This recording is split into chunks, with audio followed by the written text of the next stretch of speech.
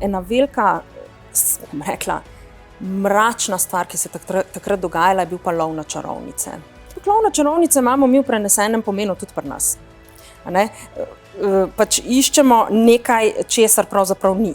In če pride neko težko obdobje v življenju in greš skozi to obdobje, pojdi naprej. Ker pojdi naprej. Ker bo prišlo tudi dobro. Pokrovitelj oddaje je založba Primus.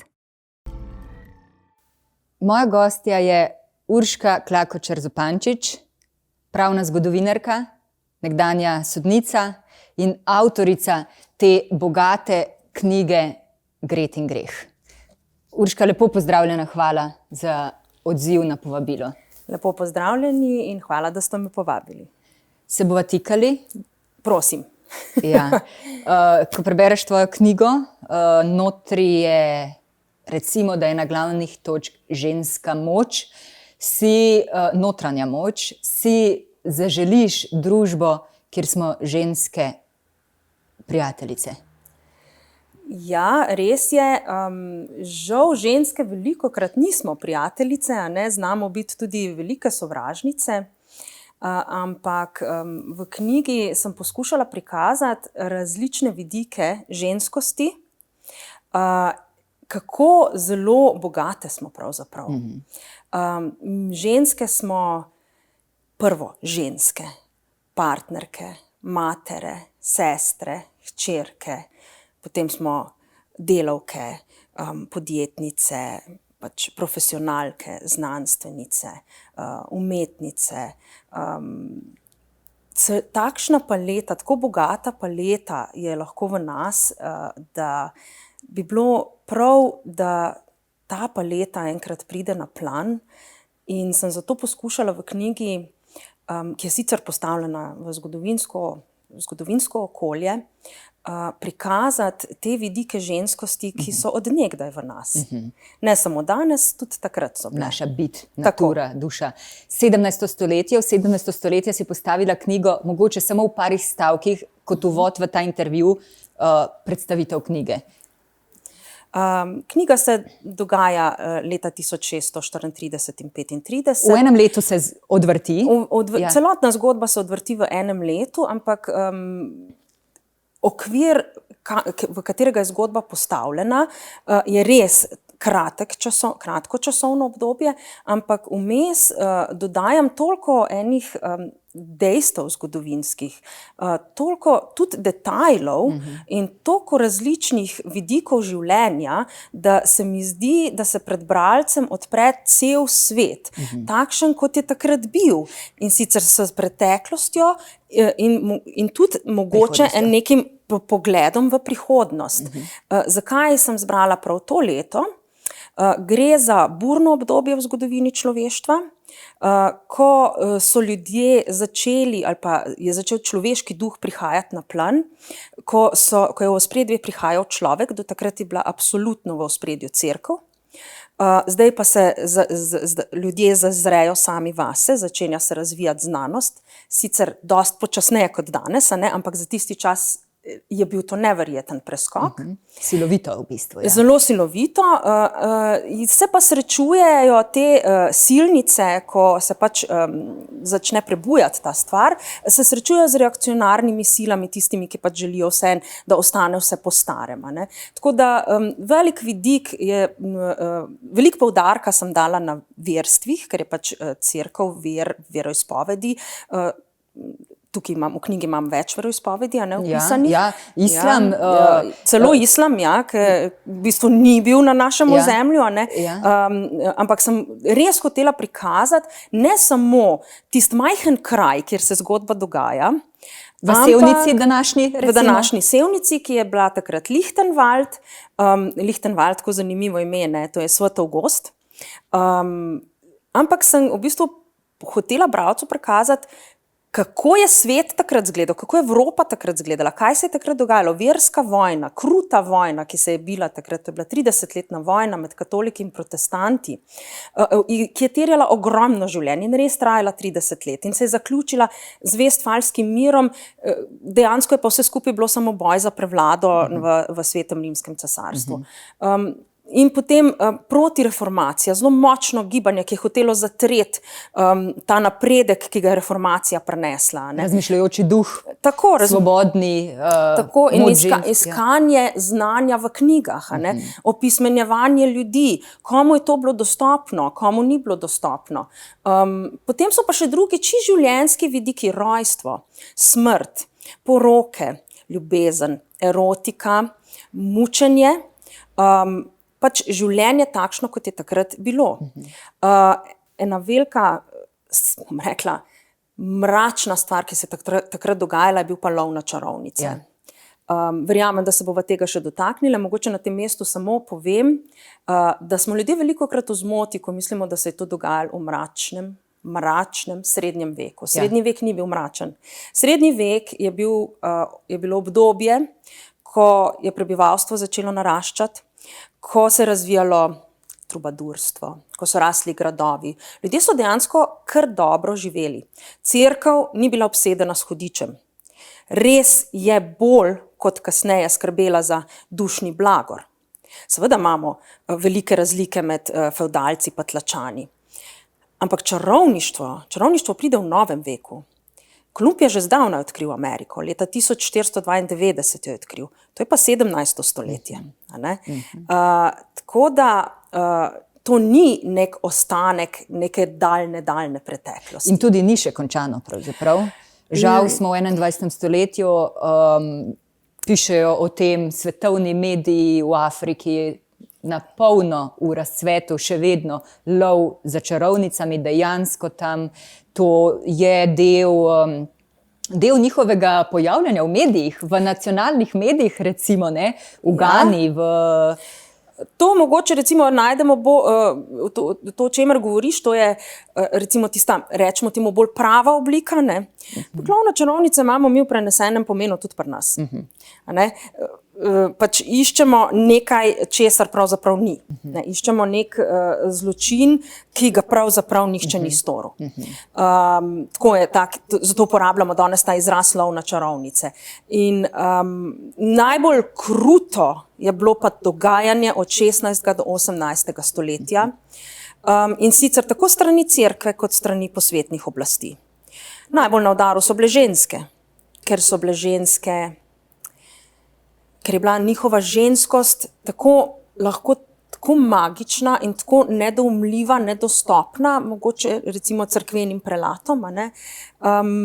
Po drugi strani so bile pa ženske, ki so pa izstopale, so bile malce drugačne, so več vedele, lahko grožnja za posvetno oblast. Tako da ženska je bila taka ali pa drugačna, je predstavljala grožnjo. Ampak kako je to še vedno vpeto? Recimo, to ni samo, kot si rekla, cerkvena in posvetna oblast, ampak je tudi ljudstvo. Recimo ona, glavna junakinja, Greta Weber, je bila tudi od, recimo, ženske obdolžena, da je čarovnica, da je zagrešila umor njenega vnuka, ker je ona delovala tudi kot babica, v babiški službi, pomagala pri porodih in da je bila ona zadolžena za to, da je ta mali fanta, ki se je rodil naslednji dan, umrl, ker je nad njim neke uroke izvajala in tako naprej. Skratka, ampak to ni prišlo iz strani svete inkvizicije, niti posvetne oblasti, ampak strani običajne ženske. Druge ženske. No, tukaj pa govoriva o enem vidiku oziroma o eni skupini žensk, ki je bila posebej na udaru. To so bile babice.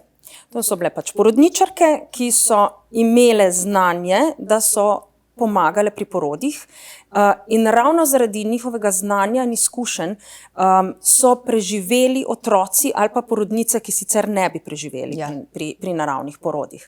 In seveda velikokrat se je pa zgodilo, da niso. Da je umrla porodnica ali pa da je umrl otrok. In kaj boljšega kot najti krivca za to v ženski, ki je porajala tega otroka in seveda v skladu z znanjem in z izročilom, ki ga je predala njena prednica, tega otroka dejansko priporočila duhovom, rojenicam, poganskim božanstvom, ki so še zmeraj ostajala v zavesti ljudi. Rojstvo je bilo tudi za tisti čas nekaj mističnega, ker je tako velikokrat sabo prineslo smrt, da je pač se je teh žensk babic držala ena taka stigma. Hkrati pa so bile babice vešče tudi odpravljanja plodu, splavov. In tudi tukaj trčimo pa ob tisto, kar je še danes zelo kontroverzno, pač splav kot tak, pač umor nekega nerojenega bitja. In so babice velikokrat trčile tudi ob to. Kaj zdaj koga rešiti? Ali rešiti žensko, nesrečno žensko, ki se je pač to zgodilo, ali pač nič narediti. Zakaj sploh, mislim, zakaj delamo, če ni narejeno?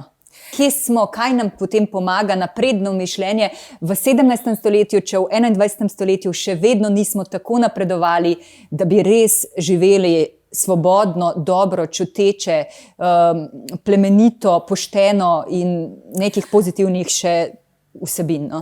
Veste, ljudje smo v bistvu že od nekdaj pravzaprav v svojem bistvu enaki.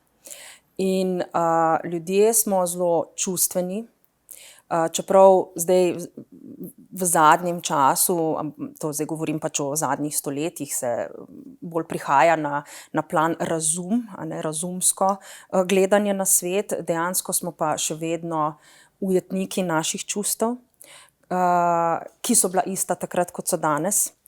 Močna čustva, ki se nam sprostijo ob nekih dogodkih, ki so bili takrat ali pa so danes, in kako jih ne znamo ali pa ne moremo obvladati z razumom.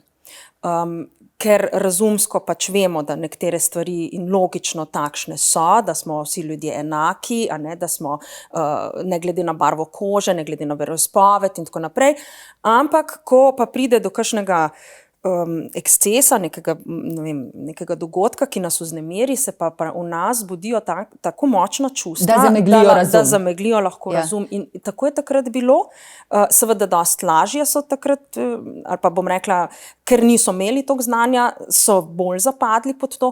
Danes pa, ko pa imamo, pa še vedno pod to nekako zapademo, čeprav po drugi strani so pa čustva nekaj čudovitega in lahko naredijo življenje neizmerno lepo. Barvito, in strastno.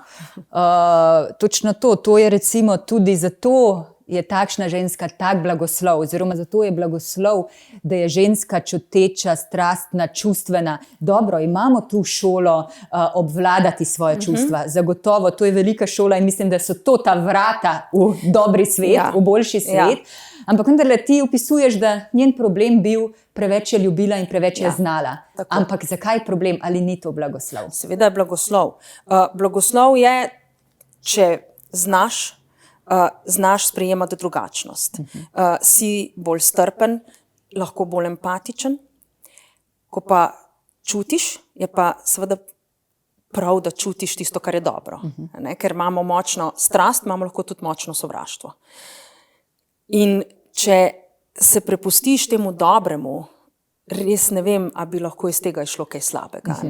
In jaz sem v bistvu želela tukaj prikazati žensko, ki je bila na obeh področjih močna. To se pravi, da je srkala tisto znanje, ki ga je lahko dobila, imela srečo, ker v resnici tlačanke niso bile takšne, kot je Greta, zato sem jo morala narediti tudi ozadje, zakaj je ona bila tako razgledana, zakaj je nekatere stvari razumela. Da jo je oče pri tem spodbujal oziroma jo uvajal, jo opismenjeval, jo izobražal. In je tudi njen oče imel tudi svojo zgodbo, zakaj je pa on bil tak, ampak hkrati, da tudi se je upala prepustiti svoji ženskosti takrat, ko je začutila, da bo s tem izpolnila tudi ta drug del sebe. Ne glede na vse, ne glede na to, kakšna je bila takrat družba, kaj je veljalo za dovoljeno, spodobno, sploh sprejemljivo ali nesprejemljivo. In ona je tista, ki tu seveda je ženska novega časa, oziroma pred časom. V vsakem času je ženska novega časa, ker se zgodovina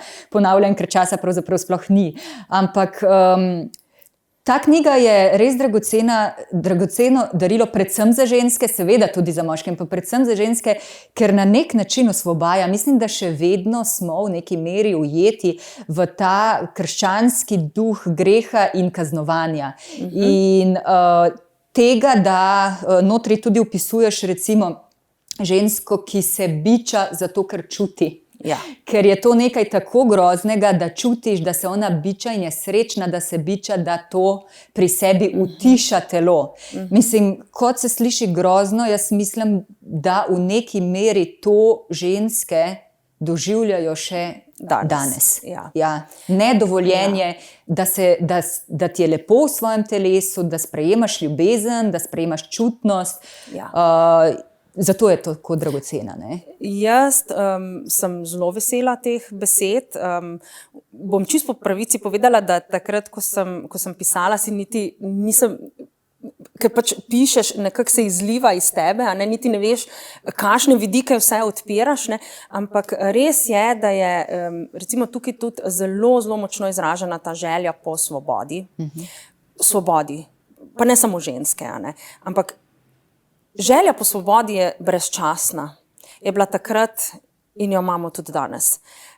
Po svobodi, da lahko izživiš svoje življenje tako, kot si ga želiš.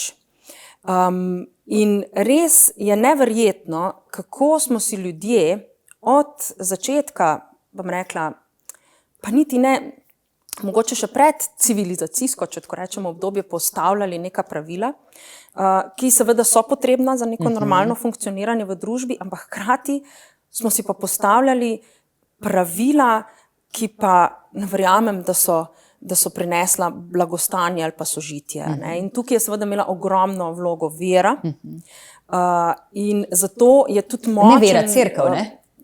Vera, na splošno govorim, zaradi tega, ker seveda za vsako vero pride pa potem tudi institucija.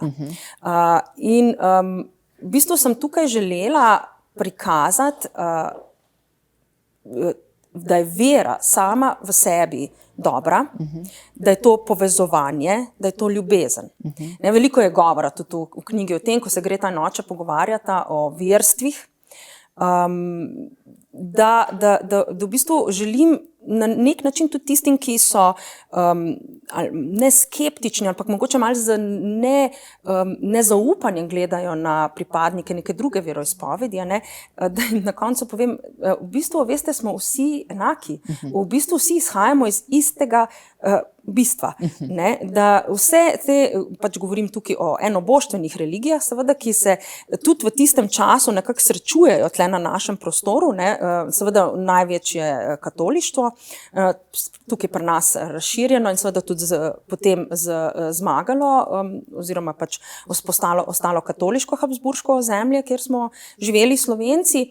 Potem imamo na drugi strani protestantizem, različico krščanske cerkve, celo pravoslavja se malenkost dotaknem, in islama, ki ni bil daleč od nas, in v bistvu pokažem, boji, seveda so bili grozoviti boji, v imenu vere, ampak vsa ta verstva bi pa morala imeti eno in isto bit, in to je ljubezen, ker tudi te bogovi vsi izhajajo iz istega začetka. Saj je lepo prikazano tudi prijateljstvo med žensko, ki pride iz Srbije in je prevzela po možu svojo islamsko vero, in med žensko, ki je krščanka in jo zanima nova plat, nova vera, ki se odpira. Skratka, nekaj je, ko govoriš o veri v nečem širokem, v neki ideologiji in pomečeš vse v isti koš in se tam pomešajo hruške, jabolke, slive. In na drugi strani je nekaj, ko ti enega človeka imaš pred sabo in ta človek ti lahko prav iz drugo vero reši življenje, medtem ko ti nekdo, ki ima isto vero kot ti, je isto star kot ti in je isto vzgojen kot ti, lahko življenje zagreni. Tako da res, mislim, da je že čas, da se čim bolj osvobodimo vseh ideologij, ker konec koncev gre za to dvojnost, ki je v človeku in jo da na levo, na desno, v vsaki možni situaciji. Naj bo to koronavirus, naj bo to vera, naj bo to karkoli. Gre pa samo za dve sili, ki sta znotraj enega človeka in še vedno govorimo Tako. o tem in se učimo. Ja, še vedno in očitno še tudi nekaj časa bomo. Ja. Zato je meni recimo zelo veselje, ker ljudje to preberejo in potem spoznajo nekatere stvari, ki jih mogoče niso vedeli. Ne? Mislim, velikokrat se mi zgodi, da kdo pride in reče, veš, da nisem vedel, da je pa to bilo takole. Ne? Ali pa, v bistvu, res, vsi prihajamo iz Abrahama, ne? Vsi smo v bistvu otroci enega sveta, enega Boga, enega univerzuma. Ne? Ni razlik med nami, mar si ne želimo vsi istih stvari, mar nimamo vsi razuma pa srca. Mar ne spoznavamo vsi približno enako. Ne gremo vsi čez podobne bitke in tako naprej. Jaz sem se vprašala, kdo je ta Urška Klakočar Zupančič, ki lahko neka zgodovinska pravnica, ki lahko napiše takšno knjigo 500 strani v 4 mesecih. S tako bogato vsebino, kako je to mogoče, ker vem, da pisanje knjige nima čekašelj in da so to procesi in da je to veliko dela, veliko pravzaprav tudi umikanja ostalih stvari, da to steče. Kako je možno, da si to napisala? Zelo težko odgovorim na to vprašanje. Jaz lahko si nekako zamišljam, da so verjetno obstojita 2 vrsti pisateljev. To so tisti, ki vse nekako naprej razmislijo, si naredijo miselne vzorce, popravljajo, napišejo poglavja, ga še enkrat napišejo. Potem so pa tisti, iz katerih nekako stvari kar stečejo. Jaz iskreno povem, kako se je meni zgodilo. Jaz sem v okviru svojega študija podiplomskega se nisem toliko ukvarjala pač s čarovniškimi procesi, ampak sem potem po zaključenem študiju začela pisati strokovne članke in takrat sem se pa enkrat znašla v arhivu na Ptuju in sem celo šla pogledati te zapise, imamo o čarovniških procesih na Slovenskem. Zelo natančni, ne, so to zapisi? Zelo natančni zapisi, sicer so v gotici napisani, nekaj jaz ne znam brati, ampak sem dobila potem transliteracijo in sem to pač prebrala. In me je začela stvar zanimati, pa ne samo z pravno-zgodovinskega vidika, ampak tudi z vidika teh čustvenih bojev, ki so se v ženskah dogajali, ko so recimo bile obdolžene. Ne. Seveda, težko razberem kaj takega iz teh zapisov, ampak ker sem sama ženska, imam žensko dušo, se pa poskušam malo živeti v žensko, ki se je recimo to dogajalo. Tako da bom rekla tako, znanje, ki je v tej knjigi, je bilo seveda nabrano skozi leta, bom rekla tako, skozi knjige, filme, prebrane biografije, potovanja. Zgodba, ogrodje je nekako se mi postavila, ne. Osebe, ki so pa prišle potem noter v roman, so pa kar sproti prihajale. Ne. Tako od nekega moškega, s katerim naj bi se Greta potem poročila, do te ženske iz Srbije, ki pride, to je prihajalo tako čisto spontano. Ja. Spontano, ja. Ali verjameš v usodo, no, Urška? Zato, ker notri en stavek, ki sem si ga izpisala, ki ga izreče njena sestra, ki odide za nuno, živeti v samostan in je goreča, pravzaprav skoraj fanatična vernica, ne skoraj, ampak kar fanatična vernica, ampak notri izreče stavek, čeprav je naša usoda že vnaprej določena, nam je Bog dal tudi svobodno voljo. Skratka, ampak to je tvoj stavek, mislim, ti si ga dala notri. To se pravi, kako je tvoj pogled na usodo? Kakšen je tvoj pogled na usodo? Čeprav je naša usoda že vnaprej določena, obstaja tudi svobodna volja, s katero si nekako lajšamo oziroma mogoče je to verjetno bil tudi ta stavek v kontekstu, ko se Greta pogovarja s svojo sestro, ne, in ji govori, ja, pa naj Bog že pride enkrat na zemljo pa pogleda, kaj se dogaja, ne. Ker pač sestra pač se sklicuje kar naprej na Boga, ne. Žensko se žgejo na grmadi na trgu, ampak tu se nekako je božja volja, ne. In seveda jaz sicer, jaz nisem pripadnik nobene veroizpovedi, si pa lahko glede na to, kar sem prebrala, kar sem se naučila, predstavljam, da v krščanstvu je nekako naša usoda določena, vemo, ne, kam gremo, ali gremo v peko, ali gremo v nebesa, ne, ampak tukaj je njena sestra še vedno dala ta manevrski prostor, še vedno pa imaš to svobodno voljo, kako boš pa ti do te usode živel ali pa prišel. Ne? Kako bo živel usodo, ja. Pravzaprav se usoda je to, kar živimo danes, tukaj, jutri, včeraj. Ali verjameš, da je to usoda ali ne? Bom rekla, da bi zelo težko govorila zdaj, da jaz prav verjamem v usodo. Je bilo usojeno, da ta knjiga pride skozi tvoje roke na tržišče, na slovenski trg, morda na svetovni? Ja, takrat sem si zelo želela, ne. Bom rekla tako, verjamem v kvantno fiziko. Dobro. Zato, ker kvantna fizika uči, na koncu smo vsi samo ena vibracija in če vibriraš na neki določeni frekvenciji, potem pritegneš neke podobne vibracije, ne, in jaz sem seveda takrat si predstavljala, da bom pa enkrat hodila tamle po Trubarjevi, pa bom v knjigarni zagledala svojo knjigo, ne, in ko se je to zgodilo, sem rekla, to je to. Ne, to je to, ne. Tako da težko bi zdaj rekla, si povedala, da je neka usoda, ampak verjamem pa v to, da tako kot delujemo, tako se nam vrača. V to pa res verjamem. To se pravi, če ti daješ slabo, boš slabo tudi prejel. Če daješ dobro, boš prejel tudi dobro. Mogoče ne ravno tisti hip. Ampak mislim, da slej ko prej pa pride. In če pride neko težko obdobje v življenju in greš skozi to obdobje, pojdi naprej. Ker bo prišlo tudi dobro. Jaz sem to sama doživela v življenju in sem dolgo hodila skozi težko obdobje. In zdaj sem tukaj in to je dobro obdobje. In zato sem si rekla, ja, sej pride. Kar daš, če daš dobro, bo prišlo tudi dobro nazaj. Bodi potrpežljiv, bo. Tako kot je napis, ne, na Sevniškem gradu, kjer je res, ne, tudi v knjigi piše, potrpljenje premaga vse. Potrpežljivost, ja. Potrpežljivost premaga vse. Šla si iz vrst sodstva, umaknila si se sama, potem ko si bila pravnomočno oproščena tistega, kar se je dogajalo v letošnjem letu.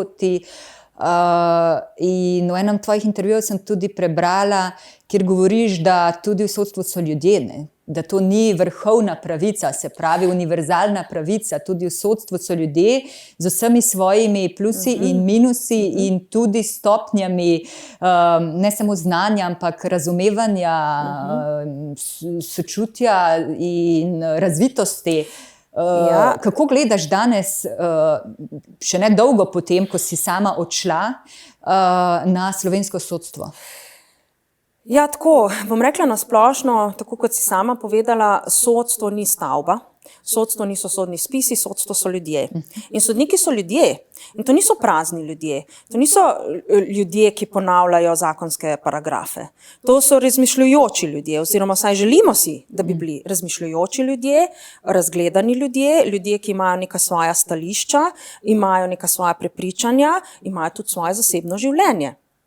In seveda, kar razmišljajo, bi jim moralo biti dovoljeno tudi komu povedati.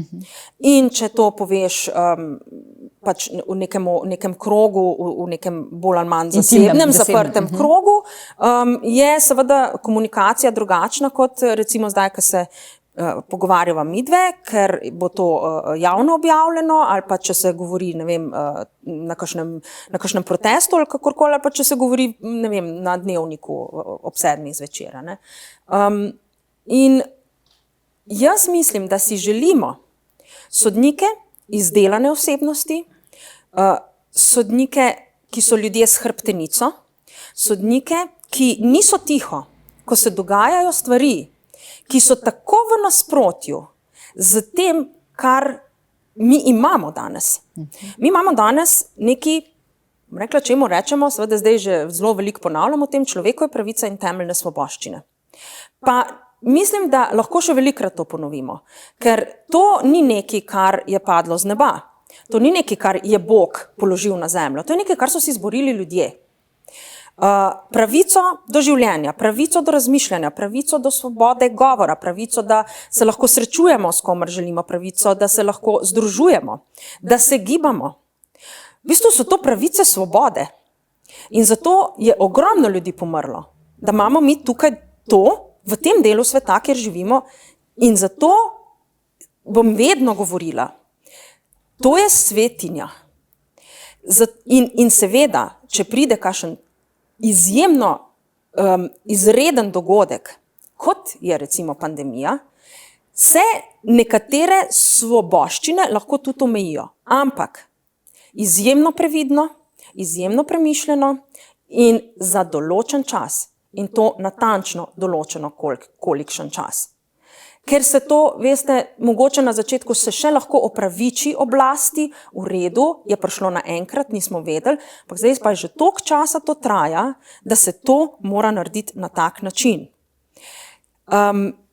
Določene pravice pa tako niso povezane sploh, recimo, s kakšno epidemijo.